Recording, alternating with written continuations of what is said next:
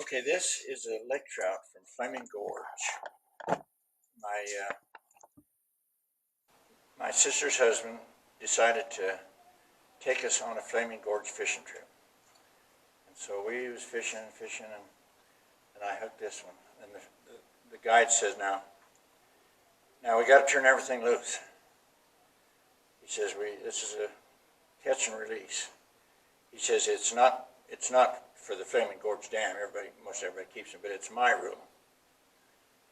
And I thought, when I get this fish in, I want him for my museum.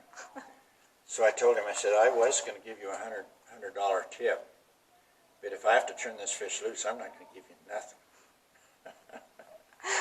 So he let me keep it. But they really put up a fight, and they're unbelievable.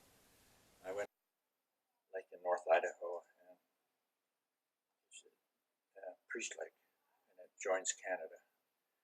And talk about catching these big fish. It's unbelievable up there. You just catch one and another one gets on.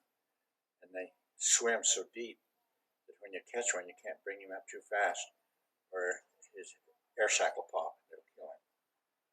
And they will not let you release him there because they say most of them die. He's like the one over in the other building that you saw, that red one, but it's a different species. They're not piranhas, but it seems like everything has big teeth in the Amazon River. And it really lets you see how the world is. Everything gets eaten. Whether it gets caught and eaten or dies, it gets eaten. So it's an eaten world, you know. Yeah. But this is a collection from all over the world, and I never really thought that I'd have this many fish. But now I'm kind of thinking of building another building so I can have another wall of different kinds of fish, because there's so many different kinds of fish. Yeah, that is the fastest fish in the world. It's a sailfish. And I didn't catch that one myself. I was coming to a little old store way out in the boonies. And that was the big thing on the door. They sold pop and fish and worms and a few different things. And I said, that's a neat fish. You want to sell him? And she says, oh, he's so ratty looking. I said, I'd love to have him. What would you take for him? And I got him for $75.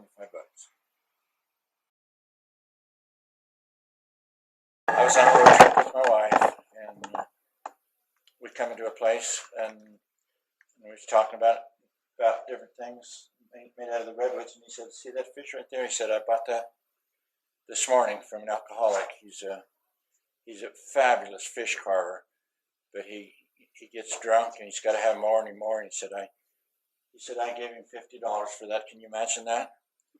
I says, why? I'd give you $100. So that's how I get lots of things, you know, just traveling around. The swordfish, that was caught by a friend